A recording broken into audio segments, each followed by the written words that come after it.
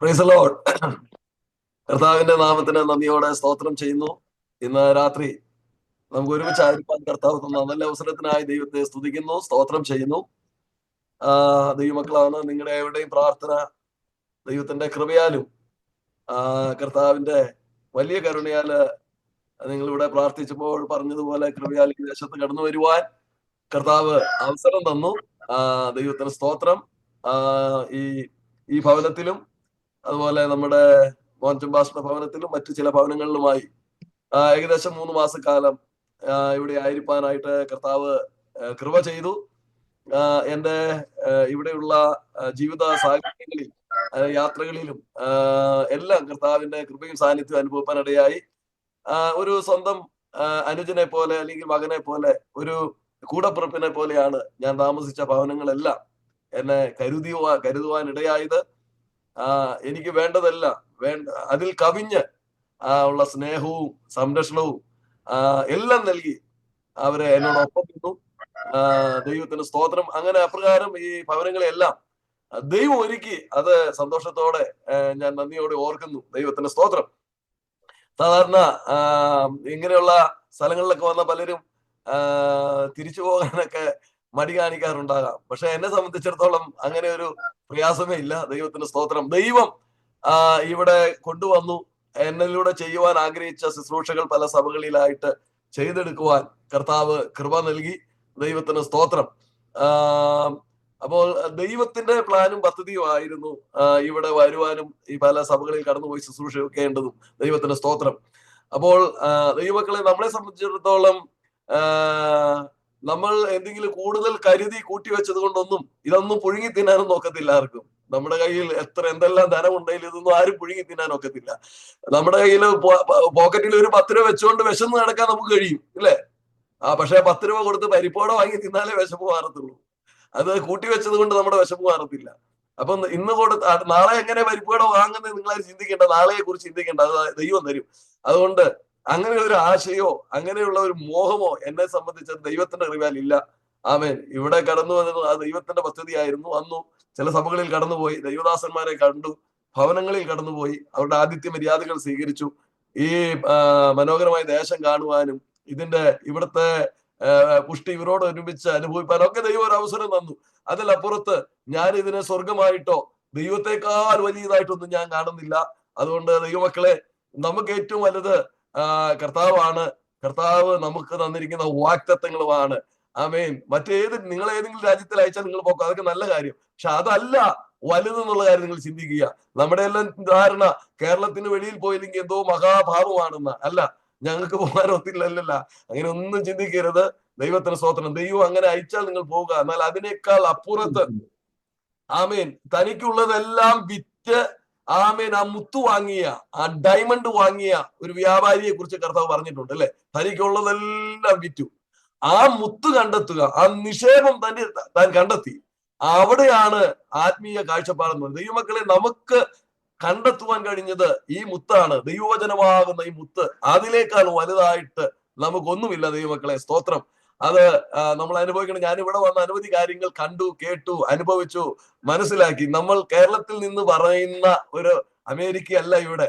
നമ്മളെല്ലാം വിചാരിക്കുന്നത് ദൈവത്തിന് സ്തോത്രം, പലരുടെയും തെറ്റിദ്ധാരണകളാണ് ഇവിടെ കുലുക്കുകയാണെന്ന്. ഒന്നുമല്ല. ഞാൻ ഇവരുടെ കഷ്ടപ്പാടുകൾ കണ്ടു, ഞാൻ ഇവരുടെ വേദനകൾ കണ്ടു, ഞാൻ ഇവരുടെ പ്രയാസങ്ങൾ കേൾക്കുവാനിടയായി. പലരും കേരളത്തിൽ ജീവിക്കുന്നവരെക്കാൾ ഞെരുക്കത്തിലൂടെ പോകുന്ന കുടുംബങ്ങളെ പോലും എനിക്ക് പരിചയപ്പെടേണ്ടതായിട്ട് വന്നു. ദൈവത്തിന് സ്തോത്രം. അപ്പോൾ എനിക്ക് മനസ്സിലായി, ഹല്ലേലൂയ, നമ്മൾ അമേരിക്ക എന്ന് പറയുമ്പോൾ ഹല്ലേലൂയ അവര് വിചാരിച്ചാൽ എന്തെങ്കിലുമൊക്കെ നടക്കുമായിരുന്നല്ലോ. അങ്ങനെയുള്ള ധാരണകളൊന്നും പാടില്ല. കാരണം ഞാൻ ഇവിടെ വന്ന് അത് കണ്ട് മനസ്സിലാക്കിയ ഒരു വ്യക്തി എന്ന നിലയിൽ പറയട്ടെ. ആമേൻ. ദൈവത്തിന് സ്തോത്രം. കഷ്ടങ്ങളിലൂടെ പോകുന്നവരുണ്ട്, സുഖങ്ങളിലൂടെ പോകുന്നവരുണ്ട്, സമ്പന്നരായ ആളുകളുണ്ട്, മിഡിൽ ഫാമിലികളായ ആളുകളൊക്കെ ഉണ്ട്. ദൈവത്തിന് സ്തോത്രം. എങ്കിലും ഞാനിപ്പോൾ മനസ്സിലാക്കുന്നു, ഇവരൊക്കെ നമ്മളെ പല പ്രാവശ്യം പല നിലകളിലൊക്കെ സഹായിക്കുന്നത് അവരുടെ ഞെരുക്കത്തിൽ നിന്നാണ്, അവരുടെ ഇല്ലായ്മയിൽ നിന്നാണ്, അവരുടെ കഷ്ടതകളിൽ നിന്നാണെന്ന് ഞാനത് മനസ്സിലാക്കുന്നു. ദൈവത്തിന് സ്തോത്രം. അപ്പൊ തീർച്ചയായിട്ടും ഹല്ലേലൂയ, ഈ അമേരിക്കയിലുള്ള നമ്മുടെ ദൈവമക്കളെയും ദൈവദാസന്മാരെയും ഓർത്ത് നമുക്ക് പ്രാർത്ഥിക്കാം. അവർ തന്ന നന്മകളെ ഓർത്ത് സ്തോത്രം ചെയ്യാം. ആമേൻ. ദൈവത്തിന് മഹത്വം. ഇതിനെല്ലാം നമ്മൾ കണക്ക് പറയേണ്ട ഒരു ദിവസം ഉണ്ടല്ലോ. ആമേൻ. നമുക്ക് ബലത്തോടെ ഇരുപ്പാൻ കർത്താവ് നമ്മെ സഹായിക്കട്ടെ. വേഗത്തിൽ ഒരു വാക്യം വായിച്ച് ഞാന് ഇരുന്നു കൊള്ളാം. ദൈവത്തിന് സ്തോത്രം. നമുക്ക് ഒരു വാക്യം വായിക്കാം. സങ്കീർത്തനം 78 സങ്കീർത്തനം 9 വാക്യം നമുക്ക് ഒന്ന് വായിക്കാം. ദൈവത്തിന് മഹത്വം. 78 സങ്കീർത്തനം 1-2 വാക്യങ്ങൾ നിങ്ങൾ എന്നെ വായിച്ച് സഹായിക്കണമേ. ധരിച്ച വില്ലാളികളായ എഫ്രൈമർ യുദ്ധ ദിവസത്തിൽ പിന്തിരിഞ്ഞു പോയി. മതിയായി. Praise the Lord. കർത്താവിന് നന്ദിയോടെ സ്തോത്രം. വളരെ പരിചിതമായ ഒരു തിരുവെഴുത്താണ്. ദൈവത്തിന് സ്തോത്രം. ആയുധം ധരിച്ച വില്ലാളികളായ എഫ്രൈമർ യുദ്ധ ദിവസത്തിൽ എന്ത് ചെയ്തു? പിന്തിരിഞ്ഞു പോയി. ദൈവത്തിന് സ്തോത്രം. ദൈവമക്കളെ, എഫ്രീം കൃപ കൊണ്ട് മൂത്ത മകനായ മനുഷ്യനാണ് എഫ്രീം. യോസേഫിന്റെ 2 മക്കൾ മനേശയും എഫ്രീമും. ആമേൻ. ആദ്യം ജനിച്ചത് മനേശ, രണ്ടാമത് ജനിച്ചത് എഫ്രീം. എന്നാൽ യാക്കോബ് ആമേൻ തന്റെ ജീവിത സാഹചര്യത്തിൽ ആമേൻ ഈ യോസേഫിന്റെ മക്കളെ അനുഗ്രഹിക്കുന്ന ഒരു ഭാഗം ഉൽപ്പത്തി പുസ്തകം 48 അധ്യായം 18, 19, 20 വാക്യങ്ങൾ നിങ്ങൾക്ക് കാണാൻ കഴിയും. ഒന്ന് വായിക്കാമോ? എടുത്തൊരു വേഗത്തിൽ വായിച്ച് സഹായിക്കണം. 12 വാക്യങ്ങൾ. യോസഫ് അപ്പനോട്, അങ്ങനെയല്ല എന്റെ അപ്പ, ഇവനല്ലോ ആദ്യജാതൻ, ഇവന്റെ തലയിൽ വലങ്കൈ വേണമെന്ന് പറഞ്ഞു. എന്നാൽ അവന്റെ അപ്പൻ സമ്മതിക്കാതെ, എനിക്കറിയാം മകനെ, എനിക്ക് അറിയാം. മതി. ദൈവത്തിന് സ്തോത്രം ചെയ്യുന്നു. ആമേൻ. ഈ കണ്ണു കാണാത്ത ഈ മനുഷ്യന്റെ മുമ്പിൽ ഈ 2 മക്കളെ നിർത്തി അനുഗ്രഹം മേടിക്കാൻ അപ്പൻ മരിക്കാൻ തുടങ്ങുക. യോസഫ് 2 മക്കളെയും കൊണ്ട് വന്നിരിക്കുക.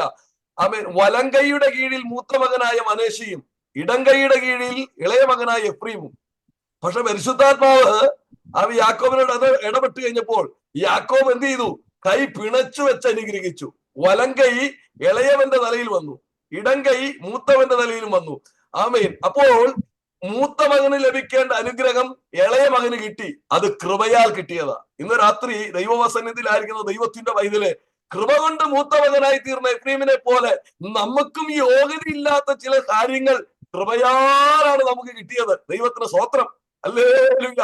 പലരും വലങ്കൈയുടെ കീഴെ കൊണ്ടുവന്ന് നിർത്തിയിട്ടും തമ്പുരാൻ അനുവദിക്കാതെ ഇടങ്കൈയുടെ കീഴിൽ നിന്ന് തമ്പുരാൻ വലങ്കൈ നമ്മുടെ മേൽ വെക്കുവാൻ, ഹല്ലേലൂയ, ദൈവത്തിന് പ്രസാദം തോന്നിയെങ്കിൽ ഇന്ന് പകൽക്കാലം ദൈവസന്നിധിയിലായിരിക്കുന്ന ദൈവത്തിന്റെ വൈദ്യല് എന്തെങ്കിലും നമ്മൾ ആയിട്ടുണ്ടെങ്കിൽ, എന്തെങ്കിലും നമ്മൾ നേടിയിട്ടുണ്ടെങ്കിൽ, എന്തെങ്കിലും നമുക്കുണ്ടെങ്കിൽ അത് കൃപയാലാണെന്നാ പറഞ്ഞു വരുന്നത്. ദൈവത്തിന് സ്തോത്രം. അപ്പൊ കൃപ കൊണ്ട് മൂത്ത മകനായി മാറിയവനാണ് എഫ്രീം. ഇനി എഫ്രീമിനെ കുറിച്ച് 1-2 കാര്യങ്ങൾ കൂടെ ഞാൻ നിങ്ങളോട് പറയാം. എന്താണ് എഫ്രീമിനെ കുറിച്ച് പറയാൻ? ആയുധം ധരിച്ച വില്ലാളികളായ എഫ്രീമർ യുദ്ധ ദിവസത്തിൽ എന്ത് ചെയ്തു? പിന്തിരിഞ്ഞു പോയി. ഞാൻ ചോദിക്കട്ടെ, എന്തായിരുന്നു ഇവിടെ ലക്ഷ്യം? എന്താണ് എഫ്രീമിന്റെ ലക്ഷ്യം? യുദ്ധം ചെയ്യാനായിരുന്നു. ഇറങ്ങി തിരിച്ചത് എന്തിനാ? യുദ്ധം ചെയ്യാനാ. പക്ഷെ യുദ്ധം ചെയ്യേണ്ട ദിവസം വന്നപ്പോൾ ഇവരെന്ത് ചെയ്തു? പുറകോട്ട് പോയി. സ്തോത്രം. ദൈവത്തിന് മഹത്വം ഉണ്ടാകട്ടെ. ഇനി എഫ്രീമിനെ കുറിച്ച് ദൈവത്തിന്റെ വചനം എന്തൊക്കെയാ പറയുന്നത് നമുക്ക് നോക്കാം. 1, ഇവൻ കൃപ കൊണ്ട് മൂത്ത മകനായവൻ. നമ്പർ 2, ദൈവത്തിന്റെ മുമ്പിൽ ഇവൻ ആരാ? ആമേൻ. യെരമ്യാ പ്രവചനം 31:20 ഒന്ന് വായിച്ചേ. യെരമ്യാ പ്രവചനം 31:20 എഫ്രീമിനെ കുറിച്ച് ദൈവം എന്താ പറഞ്ഞിരിക്കുന്നത്? 31:20 വേഗം വായിക്കണം. യെരമ്യാ 31:20. എഫ്രൈം എന്റെ വാത്സല്യപുത്രനോ. 1, വാത്സല്യപുത്രൻ. 2, ഓമനക്കട്ടി. പേരൊക്കെ കേട്ടോ, എന്തോ നല്ല പേരാ. ഓമനക്കട്ടി, വാത്സല്യപുത്രൻ. നമ്മുടെ പേരെന്തുവാ? വിശ്വാസികൾ, പെന്തക്കോസുകാർ, ദൈവമക്കൾ എന്നൊക്കെയാ നമ്മൾ വിളിക്കുന്നത്. പക്ഷെ യുദ്ധ ദിവസത്തിൽ നീ പിന്തിരിഞ്ഞു പോകുന്ന വ്യക്തിയാണോ? ദൈവത്തിന് സ്തോത്രം. ആമേൻ. നാം ഒരു പടക്കളത്തിലാണ്, ഒരു പോർക്കളത്തിലാണ്, ഒരു യുദ്ധമുഖത്താണ് ദൈവമക്കൾ നിൽക്കുന്നത്. നമ്മൾ എല്ലായ്പ്പോഴും യുദ്ധസന്നദ്ധരായിട്ടാണ് നിൽക്കുന്നത്. അപ്പോൾ പേര് കൊണ്ടാൽ വാത്സല്യപുത്രൻ, ഓമനക്കട്ടി, കൃപയാൽ മൂത്ത മകൻ, ആയുധം ധരിച്ചവൻ, വില്ലാളി. ദൈവത്തിന് സ്തോത്രം. ഇനി ആവർത്തന പുസ്തകം 33 പറയുന്നു കാട്ടുപോത്തിന്റെ ബലമുള്ളവൻ. ഇനി യോശുവ എഫ്രീം ഗോത്രത്തിൽ ജനിച്ചവൻ. ഇവരുടെ ലക്ഷ്യം യുദ്ധം. ഇത്രയെല്ലാം ക്വാളിറ്റികൾ നിരത്തി നമുക്ക് എഫ്രീമിനെ കുറിച്ച് പറയാനുണ്ട്. പക്ഷെ എന്തൊക്കെ പറഞ്ഞാലും യുദ്ധ ദിവസത്തിൽ ഇവൻ എന്ത് ചെയ്തു? പിന്തിരിഞ്ഞു പോയി. ഇന്ന് പകൽക്കാലം ദൈവസന്നിധിയിലായിരിക്കുന്ന ദൈവമക്കളെ, പുറമെ എന്തൊക്കെ പറയാനുണ്ടേലും, പുറമെ എന്തൊക്കെ അഭിമാനിക്കാനുണ്ടേലും, പുറമെ എന്തെല്ലാമാണെന്ന് ചിന്തിച്ചാലും, ആമേൻ, ദൈവത്തിന് സ്തോത്രം ചെയ്യുന്നു. ശത്രുവിനോട് പടവെട്ടുവാനുള്ള ദൈവകൃപ, ശത്രുവിന്റെ മുമ്പിൽ ജയിക്കുവാനുള്ള ദൈവകൃപ നാം ദൈവത്തിൽ നിന്ന് പ്രാപിക്കുന്നില്ല എങ്കിൽ ഈ പറഞ്ഞ പേരുകൾ കൊണ്ടോ, ഈ പറയുന്ന പുറംപൊച്ചങ്ങൾ കൊണ്ടോ, ആമേ നമുക്ക് രക്ഷപ്പെടുവാൻ കഴിയത്തില്ല. അതുകൊണ്ട് ഇന്ന് രാത്രി, ഇന്ന് പകൽക്കാലം ദൈവസന്നിധിയിലായിരിക്കുന്ന ദൈവത്തിന്റെ പൈതലേ, പേരിലല്ല കാര്യം, അകത്ത് നിന്റെ ഉള്ളിൽ ബലം വ്യാപരിക്കണം. ദൈവത്തിന് സ്തോത്രം. ഹല്ലേലൂയ. കർത്താവിന് മഹത്വം ഉണ്ടാകട്ടെ. അപ്പോ എഫ്രൈമിനെ കുറിച്ച് നമ്മൾ വീണ്ടും ചിന്തിക്കുകയാണ്. ആമേൻ. ഈ പേരുകളെല്ലാം ഉണ്ട്, പക്ഷെ ഒരു മൈനസ് പോയിന്റ് എന്തുവാ? ഇവൻ തിരിഞ്ഞുപോയി, പുറകോട്ട് പോയി.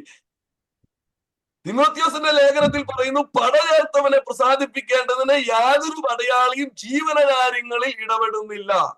കൽപ്പയ്ക്ക് കൈവച്ച് പുറകോട്ട് നോക്കുന്നവൻ ദൈവരാജ്യത്തിന് കൊള്ളാകുന്നവനല്ല. ആമേൻ. യുദ്ധക്കളത്തിൽ അല്ലെങ്കിൽ അംഗം പൊട്ടുന്നവൻ സകലത്തിനും വർജന ആചരിക്കണം. ഓട്ടക്കളത്തിൽ ഓടുന്നവൻ എല്ലാവരും വിരുന്ന് പ്രാപിക്കുന്നില്ല, വിരുന്ന് പ്രാപിക്കാൻ തക്കവണ്ണോടി. ഇങ്ങനെ 100 വചനങ്ങൾ നമ്മുടെ മുമ്പിലുണ്ട്. അപ്പോൾ നീ കാലെടുത്ത് വെച്ചത് എന്തിനാ? യുദ്ധം ചെയ്യാനാ. നീ എന്തിനാ ആയുധം ധരിച്ചത്? യുദ്ധം ചെയ്യാനാ. നീ അഭ്യസിച്ചവനല്ലേ? അതെ, അഭ്യാസം പ്രാപിച്ചവനാ. പക്ഷെ നീ എന്താ യുദ്ധ ദിവസത്തിൽ പിന്തിരിഞ്ഞു പോയത്? ചില കാര്യങ്ങളുണ്ട്, അത് അതിനോട് ഞാൻ പറയാം. ദൈവത്തിന് സ്തോത്രം ചെയ്യുന്നു. ഇന്ന് രാത്രി, ഇന്ന് പകൽക്കാലം ദൈവസന്നിധിയിലായിരിക്കുന്ന ദൈവത്തിന്റെ പൈതലേ, നീ യുദ്ധക്കളത്തിലാണെന്നുള്ള ഓർമ്മ നിനക്ക് വേണം. യുദ്ധം ചെയ്യുവാൻ വേണ്ടി, ആത്മീക യുദ്ധം ചെയ്യുവാൻ ഇറങ്ങി തിരിച്ച ദൈവത്തിന്റെ പൈതൽ പുറകോട്ട് പോകേണ്ടവരല്ല. പുറകോട്ട് പോയാൽ എന്താ സംഭവിക്കും? ക്ഷീണിച്ചു പോയാൽ എന്താ സംഭവിക്കും? നമുക്കൊരു വാക്യം വായിക്കാം. ദൈവത്തിന് സ്തോത്രം ചെയ്യുന്നു. 1 ശമൂവേലിന്റെ പുസ്തകം, അല്ലേ, വേഗത്തിൽ വായിച്ചു തരണമേ. ശമൂവേലിന്റെ പുസ്തകം അതിന്റെ 15-ാം അധ്യായത്തിലേക്ക് ഒന്ന് കടന്നു വരാം.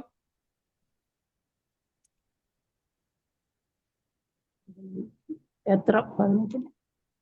1 ശമൂവേൽ 15-ന്റെ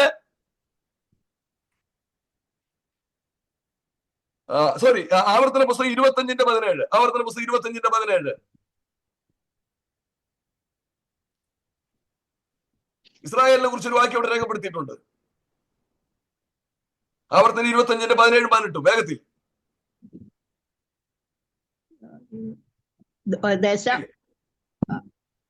വായിച്ചോളൂ. ദൈവമായിരിക്കുമെന്നും നീ അവന്റെ വഴികളിൽ നടന്ന് അവന്റെ ചട്ടങ്ങളും കൽപ്പനകളും വിധികളും പ്രമാണിച്ച് അവന്റെ വചനം അനുസരിക്കണമെന്നും നീ. ഒരു മിനിറ്റ്. നിങ്ങൾ മിസ്രൈമിൽ നിന്ന് പുറപ്പെട്ട് വഴിയിൽ 17. നിങ്ങൾ മിസ്രൈമിൽ നിന്ന് പുറപ്പെട്ടു വരുമ്പോൾ വഴിയിൽ വെച്ച് അമാലേക്ക് നിന്നോട് ചെയ്തത്, അവൻ ദൈവത്തെ ഭയപ്പെടാതെ വഴിയിൽ നിന്റെ നേരെ വന്ന് നീ ക്ഷീണിച്ചും തളർന്നു ഇരിക്കുമ്പോൾ നമ്മൾ അടിവര ഇടണം. ഇസ്രായേൽ മക്കൾ ക്ഷീണിച്ചും തളർന്നും ഇരുന്നപ്പോൾ, ദൈവമക്കൾ ക്ഷീണിച്ചിരുന്നാൽ എന്ത് സംഭവിക്കും? അടുത്ത വായിക്കാം. ബലഹീനരെ, പിന്നിലുള്ള ബലഹീനരെ ഒക്കെയും സംഹരിച്ച കാര്യം തന്നെ ഓർത്തുകൊള്ളുക. അമാലേക്കിരു വെട്ടി. ശത്രു വെട്ടിയത് എവിടുന്നറിയാമോ? പുറകിൽ നിന്ന് വന്ന് വെട്ടി. ആരെയാ വെട്ടിയത്? ക്ഷീണിച്ചും തളർന്നു വരുന്ന ഇസ്രായേൽ ജനത്തെ. ശ്രദ്ധിച്ച് മനസ്സിലാക്കണം. അപ്പൊ ക്ഷീണം വരുമ്പോഴാ ശത്രു കയറി മെതിക്കുന്നത്. അതുകൊണ്ടാണ് ക്ഷീണിക്കരുത് ദൈവമക്കൾ. ക്രിസ്തുവിൽ, വചനത്തിൽ നീ ബലപ്പെട്ടിരിക്കണം. പുറകിൽ നിന്ന് വന്ന വെട്ടായതുകൊണ്ട് എവിടെ നിന്ന് വെട്ടുവന്നെന്ന് മനസ്സിലാക്കാൻ സമയമെടുത്തു. മുമ്പിൽ നിന്ന് ഒരാൾ വന്ന് കുത്തിയാൽ തടയാൻ പറ്റും. പുറകിൽ നിന്ന് ഒരുത്തം വന്ന് വെട്ടിയാൽ എങ്ങനെയാ വെട്ടുകൊള്ളുന്നത്? എങ്ങനെ തടയാനാ? അപ്പൊ ദൈവമക്കൾക്ക് വെട്ട് കിട്ടിയത് എവിടെയാണെന്നറിയാമോ? പുറകിലാ വെട്ട് കിട്ടിയത്. അങ്ങനെയല്ലേ ഇവിടെ എഴുതിയിരിക്കുന്നത്? പിമ്പിൽ നിന്ന്, പിന്നണിയിലുള്ളവരെ, അല്ലേ? അങ്ങനെയല്ലേ ആന്റി വായിച്ചത്? പിന്നണിയിലുള്ള ബലഹീനരെ പിന്നണിയിലുള്ളവരെ ഒക്കെയും സംഹരിച്ച കാര്യം. കണ്ടോ? ദൈവത്തിന് സ്തോത്രം. പിന്മാറിപ്പോകുന്നവന്റെ, പുറകോട്ട് പോകുന്നവന്റെ, അല്ലെങ്കിൽ പിന്തിരിയുന്ന, നീ വില്ലാളിയായിരിക്കാം, നീ ബന്ധിക്കോസുകാരായിരിക്കാം, വിശ്വാസമുള്ള ആളായിരിക്കാം, കൃപയുള്ളവനൊക്കെ ആയിരിക്കാം. പക്ഷേ ക്ഷീണിച്ചാൽ ഏലിയാവിനെ പോലെ ക്ഷീണിച്ചാൽ, ദൈവത്തിലെ നിന്റെ പുറകിലൂടെ ശത്രുവിന്റെ തീയമ്പുണ്ട്. ദൈവത്തിന് സ്തോത്രം.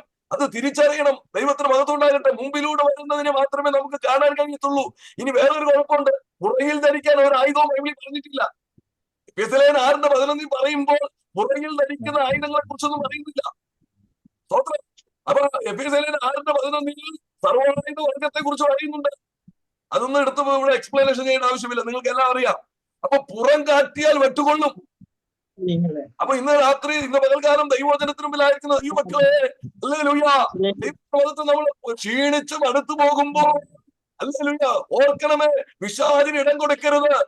പൗലോസും സീലാസും ക്ഷീണിച്ച് അവരെ പുഴവക്കുന്ന വലിച്ചു കൊണ്ടുവന്ന് കാരാഗ്രഹത്തിൽ ഇട്ടപ്പോഴും നമ്മൾ ഇങ്ങനെയാ വായിക്കുന്നത്, അർദ്ധരാത്രി അവർ പാടി സ്തുതിച്ചു. ഇതാ ഒരു കൂട്ടർ ക്ഷീണിച്ച് വെട്ടുകൊണ്ടപ്പോൾ പുതിയ നിയമത്തിലെ ഭക്തന്മാർ ക്ഷീണിച്ച് അവശരായവർ ക്ഷീണിച്ച് മയങ്ങിപ്പോവുകയല്ല ചെയ്തത്. ദൈവത്തെ പാടി സ്തുതിച്ചപ്പോൾ സ്തോത്രം, ഹല്ലേലൂയ. ആമേൻ. ആ പകൽ മുഴുവനും നല്ല അടി കിട്ടി. ആമേൻ. നല്ല അടി കിട്ടി രണ്ടുപേർക്കും, ശീലാസിനും പൗലോസിനും. ദൈവത്തിന് സ്തോത്രം. ആമേൻ. ദൈവത്തിന് മഹത്വമുണ്ടാകട്ടെ. അവരെ കൊണ്ടുവന്ന് ഫിലിപ്പിയ കാരാഗ്രഹത്തിൽ കൊണ്ടുവന്നിട്ടിരിക്കുക. യജമാനന്മാരുടെ ആശ നശിപ്പിച്ചു കളഞ്ഞു. ആമേൻ. ഹല്ലേലൂയ. ദൈവത്തിന് മഹത്വമുണ്ടാകട്ടെ. ആ ഭൂതത്തെ ശാസിച്ചതിന്റെ പേരില് ദൈവത്തിന് മഹത്വം. ഫിലിപ്പിയ പട്ടണത്തിൽ ചില അത്ഭുതങ്ങളൊക്കെ നടന്നു. അതിന്റെ പേരിൽ പീഡ അനുഭവിക്കേണ്ടി വന്നു. ഫിലിപ്പിയ കാരാഗ്രഹത്തിൽ കൊണ്ടുവന്നിട്ടിരിക്കുക മുറിവേറ്റവരായി. ആമേ. കൈയും കാലും ആമത്തിലിട്ട് പൂട്ടിയിരിക്കുന്ന ക്ഷീണിച്ച അവസരായ ഹല്ലേലൂയ ഈ അപ്പോസ്തലന്മാർ കിടന്നുറങ്ങിയല്ല ചെയ്തത്, റെസ്റ്റ് എടുക്കുകയല്ല ചെയ്തത്. ആമേ. തിരുനാമ നിമിത്തം അപമാനം സഹിക്കുവാൻ ഇടയായതിൽ സന്തോഷിച്ചുകൊണ്ട് അവർ അർദ്ധരാത്രി പാടി സ്തുതിച്ചപ്പോൾ ദൈവത്തിന്റെ പ്രവൃത്തി കാരാഗ്രഹത്തിൽ ഇറങ്ങിയെങ്കിൽ ഇന്ന് പകൽക്കാലം ദൈവസ്ഥയിലേക്ക് ദൈവത്തിന്റെ വൈതലേ ക്ഷീണം വരുമ്പോൾ, ആമേ, പ്രയാസം വരുമ്പോൾ, കഷ്ടത വരുമ്പോൾ, കണ്ണുനീര് വരുമ്പോൾ മാറിയിരിക്കുകയല്ല. ഹല്ലേലൂയ. ദൈവത്തിന് സ്തോത്രം ചെയ്യുന്നു. അവൻ നമ്മെ കുറ്റം പറയുന്ന ഒരു അപവാദി നമുക്കുണ്ട്. അതിന്റെ മുമ്പിൽ പരാജയപ്പെട്ടു പോകാതെ ദൈവസനിൽ മുട്ടുമടക്കുമ്പോൾ അർദ്ധരാത്രിയിൽ പൗലോസിനും സീലാസിനും വേണ്ടി ഇറങ്ങിയ ദൈവത്തിന്റെ പ്രവൃത്തി നമുക്ക് വേണ്ടി കാരാഗ്രഹത്തിൽ ഇറങ്ങുമെന്ന് നിങ്ങൾ മക്കൾ മനസ്സിലാക്കണം. സ്തോത്രം, ഹല്ലേലൂയ. കർത്താവിന് മഹത്വം, കർത്താവിന് മഹത്വം. ഇന്ന് രാത്രി നമ്മളൊരു യുദ്ധക്കളത്തിലാകട്ടോ, ഒരു യുദ്ധക്കളത്തിലാ ദൈവമക്കൾ. ആമേ. ക്രിസ്തീയ ജീവിതം, ആമേൻ, അത് പട്ടുപത്തിയല്ലെന്ന് നിങ്ങൾക്കറിയാം. ആമേ. കഷ്ടതയുടെയും വേദനയുടെയും പ്രയാസത്തിന്റെയും ഒക്കെ അനുഭവങ്ങൾ കൂടിക്കലർന്നതാണ് ക്രിസ്തീയ ജീവിതം എന്ന് പറയുന്നത്. എന്നും ഒരുപോലെയല്ല. ഈ ഗ്രാഫ് ഇങ്ങനെ പൊങ്ങി നാടുമൊക്കെ നിൽക്കും. ദൈവത്തിന് സ്തോത്രം. പക്ഷെ ഭാരപ്പെടേണ്ട, ഭയപ്പെടേണ്ട. വിളിച്ച ദൈവം വിശ്വസ്തൻ. വഴിയിലിട്ടേച്ചു പോകുന്ന ദൈവമല്ല. ഞാൻ നിന്നെ ഒരു നാൾ ഉപേക്ഷിക്കില്ല, കൈവിടുകയില്ലെന്ന് പറഞ്ഞ ദൈവം തമ്പുരാൻ നമ്മെ താങ്ങുവാൻ കൂടെയുണ്ട്. നീ ക്ഷീണിക്കുമ്പോൾ നിന്റെ ക്ഷീണം മാറ്റുവാൻ, നിന്റെ കരത്തിൽ പിടിക്കുവാൻ ദൈവം കൂടെയുണ്ട്. അപ്പാലയിൽ ഏരിയാവ് ക്ഷീണിച്ച ചൂരച്ചരുടെ തലയിൽ മരിക്കാൻ പോയി കിടന്ന കാര്യം നിങ്ങൾക്കറിയാം. ആമേ. ക്ഷീണം വരുമ്പോൾ ചിന്തകൾ നമ്മുടെ ഉള്ളിൽ വരും. ക്ഷീണം വരുമ്പോൾ നിരാശകൾ നമ്മുടെ ഉള്ളിൽ വരും. ക്ഷീണം വന്നു കഴിഞ്ഞാൽ അല്ലെങ്കിൽ നമ്മുടെ ബലം നഷ്ടപ്പെടും. പിശാച് നമ്മളെ അറ്റാക്ക് ചെയ്യും. എന്നാൽ അതുകൊണ്ടാണ് വചനം പറയുന്നത്, ബലം നിന്നിലുള്ള മനുഷ്യൻ ഭാഗ്യവാൻ. ഇങ്ങനെയുള്ള സിയോനിലേക്കുള്ള പെരുവഴികളുണ്ട്. അപ്പോൾ പിശാച് കൊണ്ടുവരുന്ന തന്ത്രം എന്താണെന്ന് ദൈവമക്കൾ തിരിച്ചറിയണം. ഒന്ന്, നമ്മുടെ ഉള്ളിൽ നിരാശ കടത്തിവിടുക, നമ്മുടെ ഉള്ളിൽ ഭയം കടത്തിവിടുക, നമ്മെ ക്ഷീണിപ്പിക്കുക. അങ്ങനെ ക്ഷീണിച്ച് തളർന്നിരിക്കുമ്പോൾ പുറയിൽ നിന്നാണ് വെട്ടുകൊള്ളുന്നത്. ശ്രദ്ധിക്കണം, പുറയിൽ ധരിക്കാനായിരുന്നത്. ആമേൻ. സേഫായിട്ടുള്ള ഒന്നും പറഞ്ഞിട്ടില്ല. ദൈവത്തിന് സ്തോത്രം. അതുകൊണ്ട് ഇന്ന് രാത്രി ദൈവ വചനത്തിനു മുമ്പിലായിരിക്കും ദൈവത്തിന്റെ വൈതലേ. ആമേൻ. ക്ഷീണം വരുമ്പോഴും ഹല്ലേലൂയ പാടി ആരാധിക്കുമ്പോൾ നിന്നെ ബലപ്പെടുത്തുന്ന, ധൈര്യപ്പെടുത്തുന്ന, മുമ്പിലുള്ള കാരാഗ്രഹത്തിന്റെ അടിസ്ഥാനം കുലുക്കുന്ന ദൈവത്തിന്റെ ശക്തി എന്റെ മേലും നിന്റെ മേലും ഉണ്ടെന്ന് ഇന്ന് രാത്രി അമ്മയെ പകൽക്കാലം ബോധ്യമുള്ള ദൈവത്തിൽ സ്തോത്രം. നന്ദിയോടെ കർത്താവിനെ വാഴ്ത്തുകയാണ്. Hallelujah, hallelujah. ദൈവത്തിന് മഹത്വം. അപ്പോൾ ഹല്ലേലൂയ ഇതൊരു യുദ്ധക്കളമാണെന്ന് ഞാൻ പറഞ്ഞു. നമുക്കറിയാം. ഞാൻ ഒന്ന് രണ്ട് ഉദാഹരണം കൂടെ പറയാം. ശമൂവേലിന്റെ പുസ്തകത്തിലേക്ക് നിങ്ങളൊന്ന് വന്നാട്ടെ. ആമേൻ. ഒന്ന് ശമൂവേലിന്റെ പുസ്തകം 4-ാം അധ്യായത്തിലേക്ക് നിങ്ങൾ കടന്നു വരുമ്പോൾ അവിടെ നമുക്ക് ഒരു യുദ്ധക്കളത്തെ കാണാൻ കഴിയും. ഹല്ലേലൂയ. ആമേൻ. ശീലോവിൽ നിന്ന് പെട്ടകം കൊണ്ടുവരുന്ന ഒരു കാര്യം 1 ശമൂവേൽ 4 മുതലുള്ള വാക്യങ്ങളൊന്ന് വായിക്കാമോ വേഗത്തിൽ? അങ്ങനെ ജനം ശീലോവിലേക്ക് ആളയച്ചു. അവർ കെരൂബുകളുടെ മധ്യേ അധിവസിക്കുന്നവനായ സൈന്യങ്ങളുടെ യഹോവയുടെ നിയമപെട്ടകം അവിടെ നിന്ന് കൊണ്ടുവന്നു. ഞാൻ പറഞ്ഞോളാം. ഫെലിസ്തീനും ഫെലിസ്തീനും ഇസ്രായേലുമായിട്ട് യുദ്ധം തോറ്റുപോയി. കമ്മിറ്റി കൂടി, ജനമെല്ലാം കൂടെ കമ്മിറ്റി കൂടി ശമൂവേലിന്റെ അടുത്ത് വന്നു. അപ്പൊ മനസ്സിലായി, ഒരു കാര്യം അവർക്ക് മനസ്സിലായി, തോക്കാനുള്ളതിന്റെ കാരണം പെട്ടകം കൂടെ ഇല്ല. ഓക്കെ. അപ്പൊ പെട്ടകം കൂടെ ഇല്ലാത്തതുകൊണ്ടാണ് തോറ്റത്. അതുകൊണ്ട് പെട്ടകം കൊണ്ടുവരാൻ കൽപ്പിച്ചു. നേരെ പെട്ടകം കൊണ്ടുവരികയാണ്. പക്ഷെ പെട്ടകം കൊണ്ടുവന്നു കഴിഞ്ഞപ്പോൾ എന്താ സംഭവിച്ചത്? പിന്നെയും തോൽവിയാ സംഭവിക്കുന്നത്. ദൈവത്തിന് മഹത്വം. ഹല്ലേലൂയ. നിങ്ങളെ വാക്യം ഒന്ന് വായിക്കാമോ? ആമേൻ. ദൈവത്തിന് മഹത്വം ഉണ്ടാകട്ടെ. 4-5 മുതലുള്ള വാക്യങ്ങൾ. ആ നിയമപ്പെട്ടകം അവിടെ നിന്ന് കൊണ്ടുവന്നു ഏലിയുടെ 2 പുത്രന്മാർ. അത് വായിച്ച മാമ. ഏലിയുടെ 4-ന്റെ അവസാനം. 4-ന്റെ 1.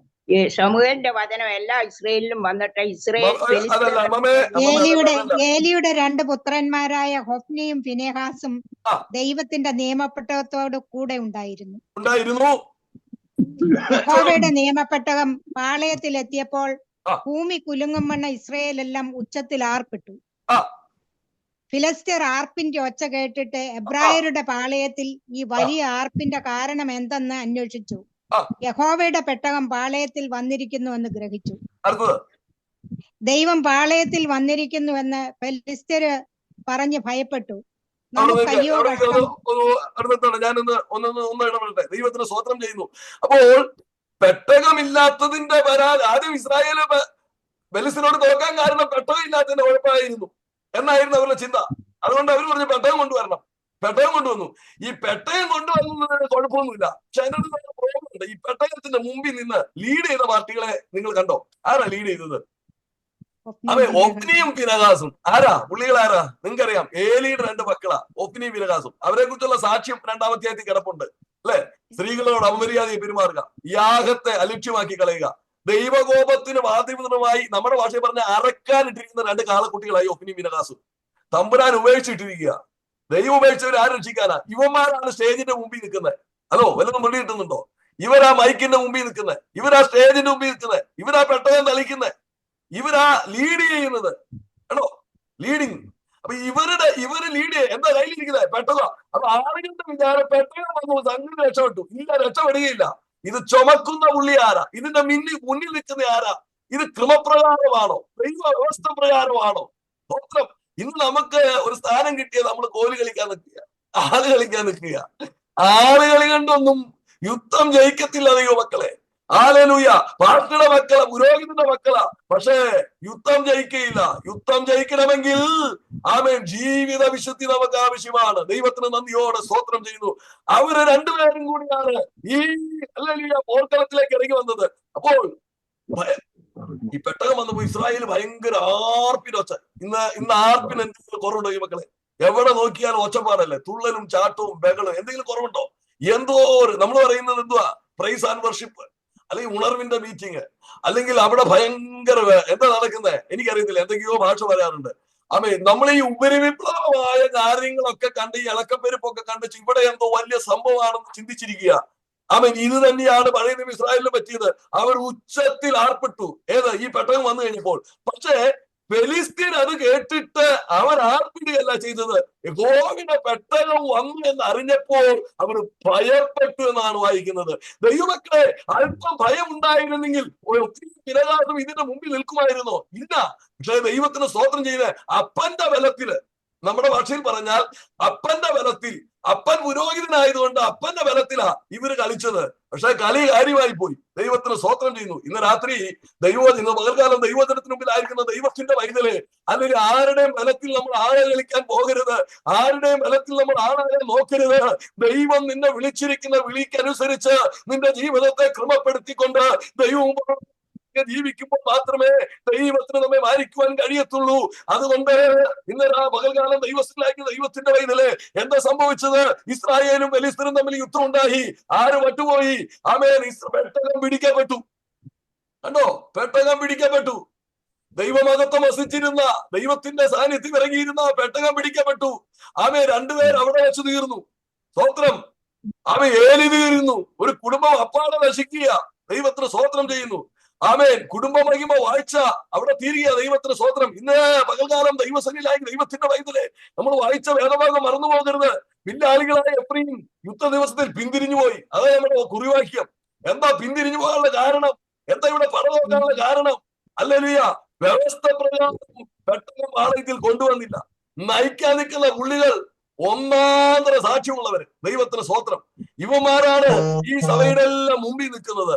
അതുകൊണ്ട് അവിടെയെല്ലാം ബഹളം ഉണ്ടാകും, പക്ഷെ വളർച്ച ഉണ്ടാകില്ല.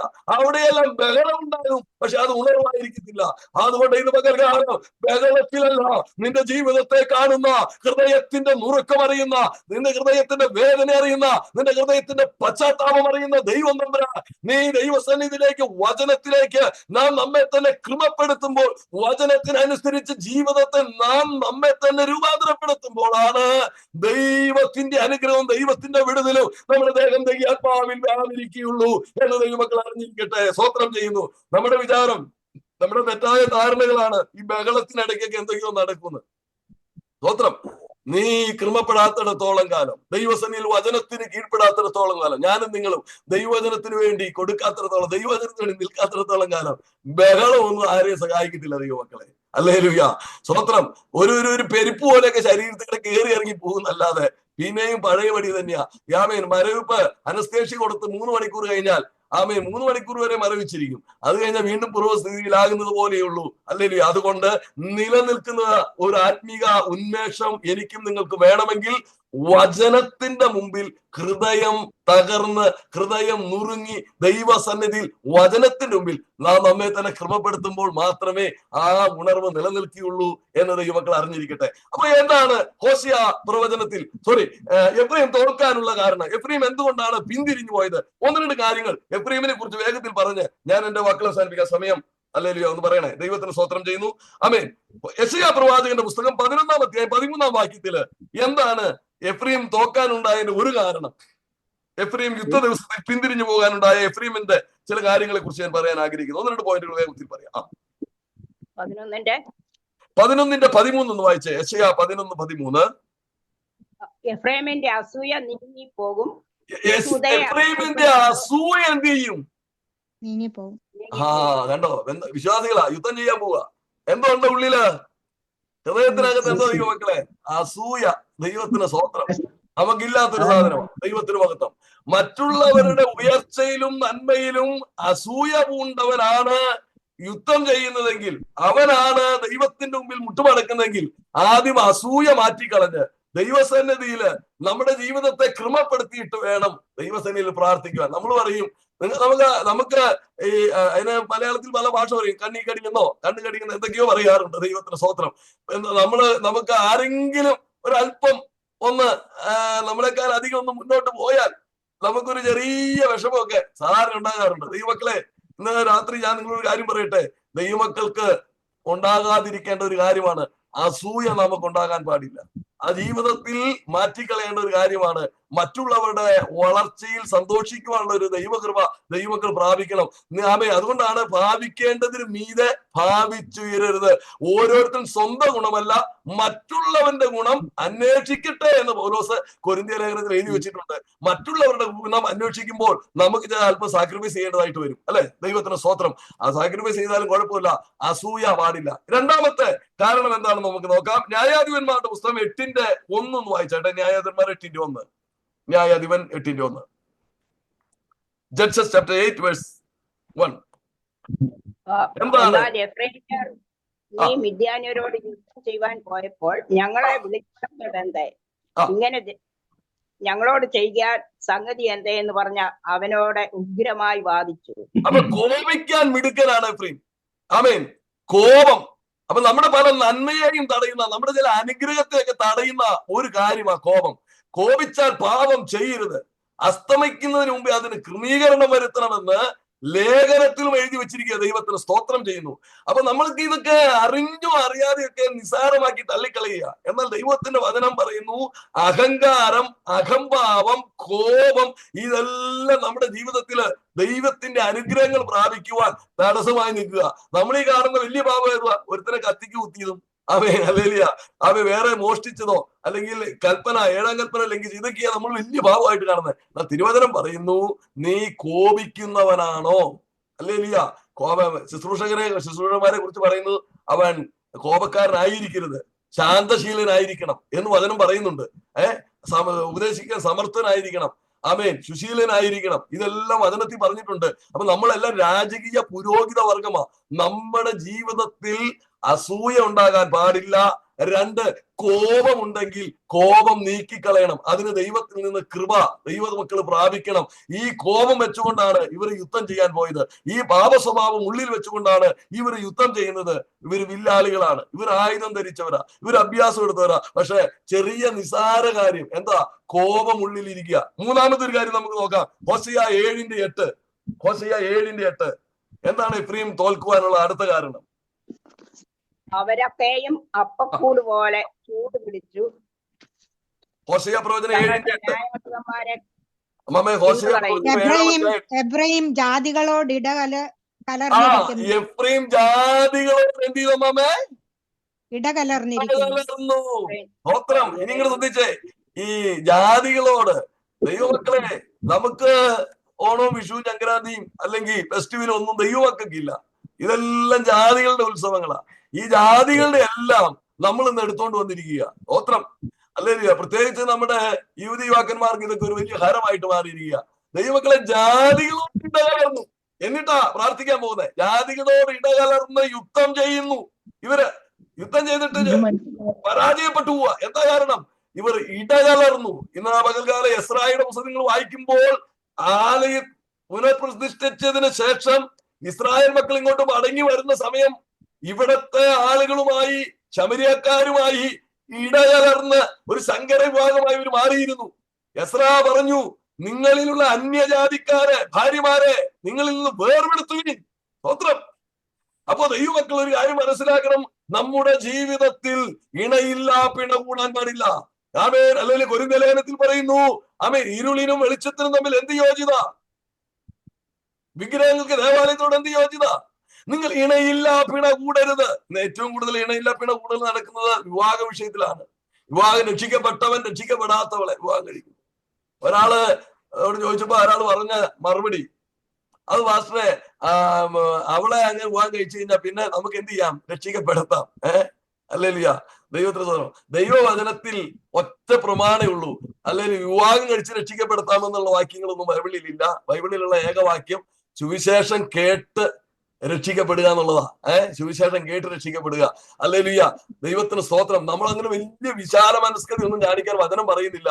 നീ ഒരുവനോട് സുവിശേഷം പറയുക, അവനത് കേൾക്കും, അവൻ രക്ഷിക്കപ്പെടട്ടെ. ഹല്ലേലൂയ. അപ്പോ വിവാഹ ജീവിതത്തിലും നമ്മുടെ വ്യക്തിപരമായ ജീവിതത്തിലും ഇണയില്ല, പിണ കൂടിയാൽ ദൈവമക്കളെ, വചനം പറയുന്നു അങ്ങനെ ചെയ്യാൻ പാടില്ല. ഇത് നിങ്ങൾ വേർപെട്ട ജനം, ഇതാ തനിച്ചു പാർക്കുന്ന ജനം, ജാതികളുടെ കൂട്ടത്തിൽ എണ്ണപ്പെടുന്നില്ല. എസ്തേറിന്റെ പുസ്തകത്തിൽ അവരുടെ പ്രമാണം വേറൊരു പ്രമാണമാകുന്നു. ദൈവത്തിന് സ്തോത്രം. ഇന്ന് പകൽക്കാലം ദൈവസന്നിധിയിലായിരിക്കുന്ന ദൈവമക്കളെ, നമ്മുടെ പ്രമാണം വേറൊരു പ്രമാണമാ. നമുക്ക് ജാതികളുമായിട്ട് ഇടകലരാൻ ഒക്കുകയില്ല. എത്രയോ തിരുവെഴുത്തുകൾ നമുക്കുണ്ട്. അതുകൊണ്ടാണ് കർത്താവ് പറഞ്ഞത്, ഇത് ആമേൻ ശിഷ്യന്മാർ, ഇത് കഠിന വാക്ക്, ഇത് ആർക്ക് കേൾപ്പാൻ കഴിയും? അപ്പോൾ കുറെ പേര് പോയി. അപ്പൊ കർത്താവ് ചോദിച്ചു, നിങ്ങൾക്കും പോകുവാൻ മനസ്സില്ലയോ? നിത്യജീവന്റെ വചനങ്ങൾ നിന്റെ മക്കളുണ്ട്, നിന്നെ വിട്ടിട്ട് ഞങ്ങൾ എവിടെ പോകും? അപ്പൊ വചനം പാലിക്കുവാൻ, വചനം അനുസരിക്കുവാൻ ദൈവമക്കളെ ചെയ്തില്ലെങ്കിൽ പിന്നെ ആരാ വചനം? നമ്മൾ അനുസരിക്കുന്നത്, ആരനുസരിക്കുന്നത്? സ്തോത്രം. അപ്പോ ഇണയില്ല, പിണ. ആമേൻ. ഇസ്രായേൽ മക്കളുടെ ജീവിതം, ആമേൻ, ഇവരുടെ ജീവിതത്തിൽ. ഇനി അടുത്തത് ദൈവത്തിന് സ്തോത്രം. ഹോശേയ 7:14 വേഗത്തിൽ. 7:8 സമയം. എന്നോട് നിലവിളിക്കാതെ, അവർ ഹൃദയപൂർവ്വം എന്നോട് നിലവിളിക്കാതെ കിടക്കയിൽ വെച്ച് മുറയിടുന്നു. അയ്യോ, കരച്ചില, ഭയങ്കര കരച്ചില, മാനസാന്തരമില്ലാത്ത കരച്ചില. ആമേൻ. ചുമ്മാ കിടന്നങ്ങ് നിലവിളിക്കുക, ഒരു മാനസാന്തരവും ഇല്ല. ദൈവത്തിന് മഹത്വം ഉണ്ടാകട്ടെ. നിങ്ങൾ അല്ലെങ്കിൽ പൗലോസ് പറയുന്നുണ്ട്, ദൈവഗീത പ്രകാരമുള്ള നിലവിളി, ദൈവഗീത പ്രകാരമുള്ള മാനസാന്തരം. അതാണ് കൊരിന്ത്യർ ലേഖനത്തിൽ പറയുന്നത്, മാനസാന്തരമില്ലാത്ത നിലവിളി. നമുക്ക് കണ്ടിയാ, നമ്മള് സഹോദരന്മാരൊക്കെ എന്തെങ്കിലും കണ്ടാൽ, എന്തെങ്കിലും കേട്ടാൽ അന്നേരം അങ്ങ് നിലവിളിയാ. സ്തോത്രം. നിലവിളിക്കേണ്ടെന്ന് പറയുന്നത്. പക്ഷേ ആ നിലവിളിയിൽ മാനസാന്തരം ഉണ്ടായിരിക്കണം. ദൈവത്തിന് സ്തോത്രം. ആമേൻ. ആരെയും കാണിക്കാനല്ല നിലവിളിക്കേണ്ടത്. നമ്മള് കണ്ണുനീര്, നമ്മൾ ഈ ഒരു പാഠം നമ്മൾ പഠിച്ചു വെച്ചിരിക്കുക, കണ്ണുനീര് കണ്ടാൽ മറികടക്കാത്തതുണ്ട്. ശരിയായിരിക്കാം ദൈവത്തിന്. പക്ഷെ ഈ കണ്ണുനീരിന്റെ അർത്ഥം മനസ്സിലാക്കുന്ന ഒരു മുകളിൽ ഇരിപ്പുണ്ട്. നീ എന്തിനാ കരയുന്നത്? സ്തോത്രം. ഹല്ലേലൂയ. അതുകൊണ്ട് സ്തോത്രം. ചുമ്മാ മുറയിടാതെ മാനസാന്തരപ്പെടാൻ വേണ്ടി കരയ ദൈവമക്കളെ. ഹല്ലേലൂയ. മാനസാന്തരം, ചെയ്തു പോയ തെറ്റിനെ കുറിച്ച് ഓർത്ത് മാനസാന്തരപ്പെട്ട് പശ്ചാത്തപിച്ച് കരയുന്നവനാണ് കർത്താവിന്റെ കൃപ, അനുഗ്രഹം. ഒരു വാക്യോട് വായിച്ചാൽ അവസാനിപ്പിക്കാം. ഹല്ലേലൂയ. ഹോശേയ പ്രവചനം 8:11 വായിക്കാമോ ദൈവമക്കളെ? പാപപരിഹാരത്തിനായി അനേകം യാഗപീഠങ്ങളെ ഉണ്ടാക്കിയതുകൊണ്ട് യാഗപീഠങ്ങൾ പാപഹേതുവായി തീർന്നിരിക്കുന്നു. പാപപരിഹാരത്തിന് വേണ്ടി യാഗപീഠം ഉണ്ടാക്കി. യാഗപീഠം പോലും അവർക്ക് എന്തായി? പാപഹേതുവായി തീർന്നു. എന്നോ പ്രാർത്ഥനയുടെ എണ്ണം കൂട്ടി, ഉപവാസം കൂട്ടുക, മാനസാന്തരമില്ല. ഇഷ്ടംപോലെ ഉപവാസം. 7 ഇരിക്കും, 3 ഇരിക്കും, 40 ഇരിക്കും, 41 ഇരിക്കും. ഉപവാസത്തിന്റെ എണ്ണം കൂട്ടിക്കൊണ്ടിരുന്നു. പ്രാർത്ഥനയുടെ എണ്ണം കൂട്ടി. ലൈനുകളിൽ കയറുന്ന, നമ്മുടെ ഭാഷയിൽ പറഞ്ഞാൽ ഇപ്പൊ സൂമിന്റെ മീറ്റിംഗ് ഉണ്ട്, പ്ലെയർ, ഈ സൂമുകളുടെ എണ്ണം കൂട്ടി. അല്ലെങ്കിൽ പ്രാർത്ഥന ലൈനിൽ, ഞാൻ പാസ്റ്റർ ചില പറയും, എന്റെ ഭാഷയിൽ എനിക്ക് ഭയങ്കര ബിസിയാ, ദിവസം 5 ലൈനിൽ കയറണം. എത്ര ലൈനിലും കയറിക്കോ, ഒരു കുഴപ്പമില്ല. പക്ഷെ ഇവിടെ കുഴപ്പം, ലൈനുകളുടെ എണ്ണം കൂട്ടിയത് കൊണ്ടല്ല. ദൈവത്തിന് സ്വതന്ത്രം. ദൈവത്തിന്റെ വചനം പറയുന്നു, മാനസാന്തരമില്ലാത്ത പ്രാർത്ഥന അതും വചനം പറയുന്നു. നിങ്ങൾ പ്രാർത്ഥിക്കരുത്. അതുകൊണ്ട് ഇന്ന് രാത്രികാലം ദൈവം, ഞാൻ എന്റെ വാക്കുകളെ നിർത്തട്ടെ, ദൈവത്തിന് മുമ്പിലായി ദൈവമക്കളെ, ആമേൻ, വിശ്വാസികൾ എന്ന് പേരുള്ള, ദൈവമക്കൾ എന്ന് പേരുള്ള, ജയിച്ചു മുന്നേറേണ്ടവർ, ജയിക്കാൻ വേണ്ടി നിയമിക്കപ്പെട്ട ദൈവമക്കൾ എന്തുകൊണ്ട് പരാജയപ്പെടുന്നു? അവർ ഇണയില്ലാത്ത കൂടുന്നു, അവർ മറിച്ചിടാത്ത ദോശ ഒരു ഭാഗം വേകുന്നു, മറ്റൊരു ഭാഗം വേകുന്നില്ല. ആമേൻ. അവർ പ്രാർത്ഥനകളുടെ എണ്ണം കൂട്ടുന്നു, പക്ഷെ മാനസാന്തരമില്ല. അവർ കരയുന്നു, പക്ഷെ ഹൃദയം നുറുങ്ങുന്നില്ല. സ്തോത്രം. അവരുടെ ഉള്ളിൽ അഹങ്കാരം, അവരുടെ അസൂയുണ്ട്, അഹംഭാവമുള്ളതാണ്. ഇതെല്ലാം വെച്ചുകൊണ്ടാണ് ഈ ദൈവമക്കളെന്ന് അഭിമാനിക്കുന്നവർ മുന്നോട്ട് പോകുന്നത്. ഞാൻ ഇന്ന് പകൽക്കാലം എന്റെ മക്കളെ ഉപസംഹരിക്കട്ടെ. ദൈവമക്കളെ, നമുക്ക് ദൈവമക്കൾ എന്ന് പേരുണ്ട്. വില്ലാളികളാ, നമ്മള് യുദ്ധം ചെയ്യാൻ കഴിവുള്ളവരാ, കൃപ പ്രാപിച്ചവരാ. പക്ഷേ നമ്മുടെ ജീവിതത്തിൽ ഉപേക്ഷിച്ച് മാറ്റിക്കളയേണ്ടത് മാറ്റിക്കളഞ്ഞുകൊണ്ട് ദൈവസലയിൽ വീണാൽ ദൈവം തന്നെ മാനിക്കുവാൻ ഇടയായി തീരും. ഇല്ല എങ്കിൽ പെട്ടകത്തിന്റെ മുമ്പിൽ നിന്ന് നമുക്ക് ഷോ കാണിക്കാനൊക്കും, പക്ഷെ പെട്ടകം പിടിക്കപ്പെടും. അല്ലേലിയ, നമ്മുടെ പ്രാർത്ഥനയ്ക്ക് ഉത്തരം ലഭിക്കില്ല. ഫെലിസ്തീൻ ജയിക്കും. എപ്പോഴാണ് നീ കൃപപ്പെടുന്നത്? അന്ന് ഫെലിസ്തീൻ തോറ്റ് ദൈവമക്കളെ നമുക്ക് അല്ലേലിയ അനുഗ്രഹം പ്രാപിക്കാൻ കഴിയത്തുള്ളൂ. ഇത് ഞാനിപ്പോൾ ഈ പറഞ്ഞ ദൂത് നമ്മുടെ അനുഗ്രഹത്തിന്റെ വഴിയെ കുറിച്ചാണ് ഇന്ന് രാത്രി ഞാൻ നിങ്ങളോട് സംസാരിച്ചത്. ആകയാൽ ഈ വചനങ്ങൾ ഏറ്റെടുത്തുകൊണ്ട് നമുക്ക് മുന്നോട്ട് പോകാം. ആമേൻ. എന്നെ ഓർത്ത് പ്രാർത്ഥിക്കുക, ദൈവം അനുവദിച്ചാൽ. ആമേൻ. 3-ാം തീയതി ഞാൻ ഇവിടെ നിന്ന് തിരിച്ച് ഹൈദരാബാദിലോട്ട് കടന്നു വരുന്നു. യാത്രയെ ഓർത്ത് പ്രാർത്ഥിക്കണമേ. ആമേൻ. എല്ലാവരും പ്രാർത്ഥിച്ച, ഇതുവരെ സഹായിച്ച എല്ലാ ദൈവമക്കളോടുള്ള ഹൃദയംഗമായ നന്ദി ദൈവനാമത്തിൽ അറിയിക്കുന്നു. തുടർന്നും പ്രാർത്ഥന പ്രതീക്ഷിക്കുന്നു. God bless you.